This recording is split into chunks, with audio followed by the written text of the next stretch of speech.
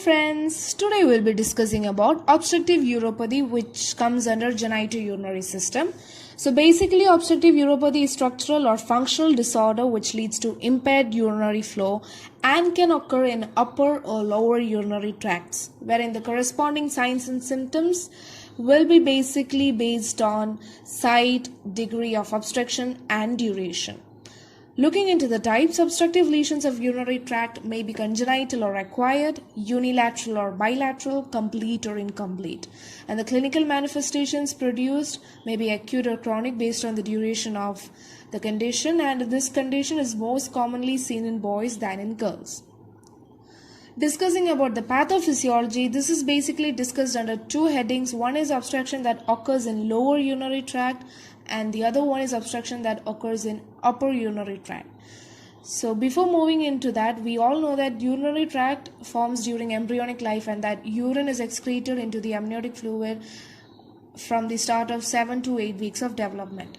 Now, the obstruction to flow of urine occurs when there is a back pressure because of the level of obstruction, and this can lead to distension of urinary tract which is proximal to the point of destruction, causing stasis, hydroureter which is abnormal enlargement of the ureter, hydronephrosis which is basically collection of urine in renal pelvis, possible infection, and in case of renal insufficiency, even death.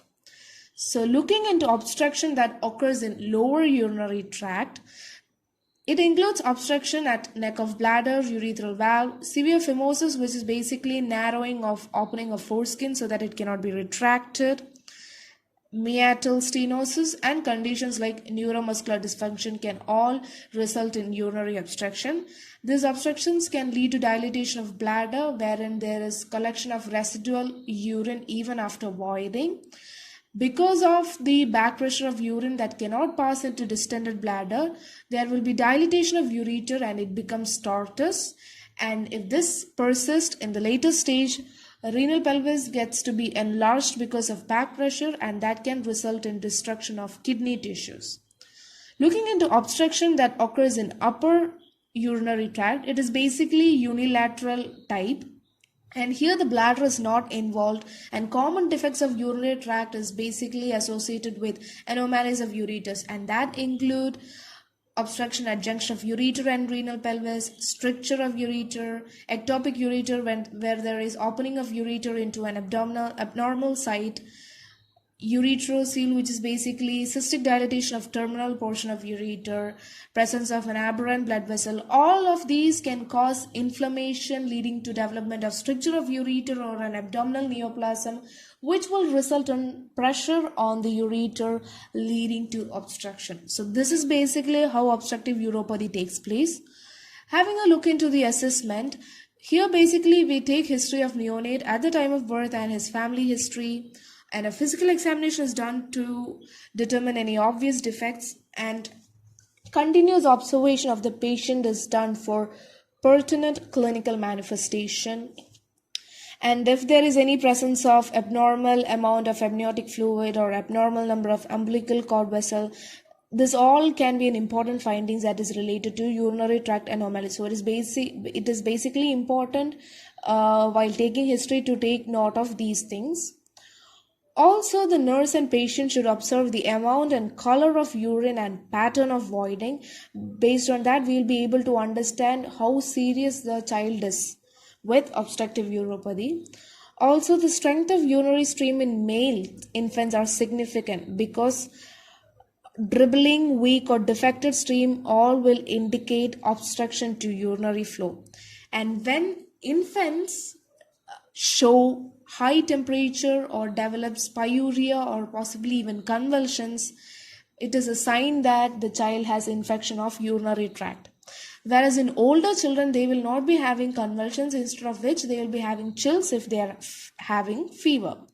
And non-specific symptoms can also occur in these cases which may indicate a problem, and those symptoms include feeding difficulties, diarrhea, failure to thrive, etc.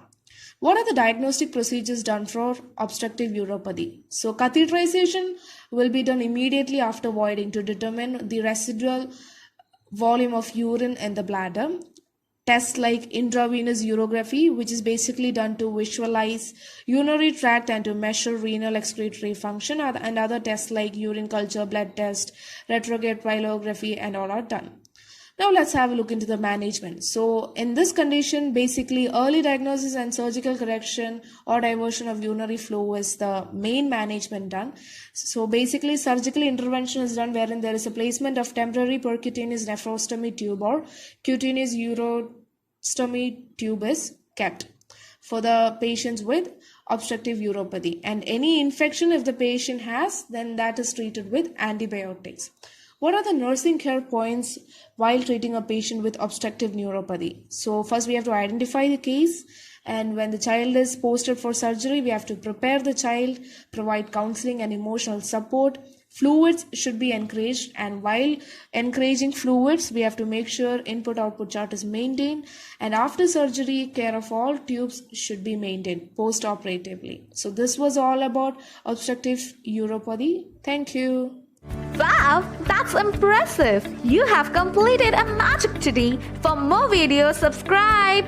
Join our Facebook group and Instagram page for group discussion and live Magus videos for exam preparation in an hour. We start a class-like community for students to learn from a friend in a simple way and support them in their own languages. If you are willing to be that one friend who saves us at the exam night preparation, then please join us by visiting classfly.in.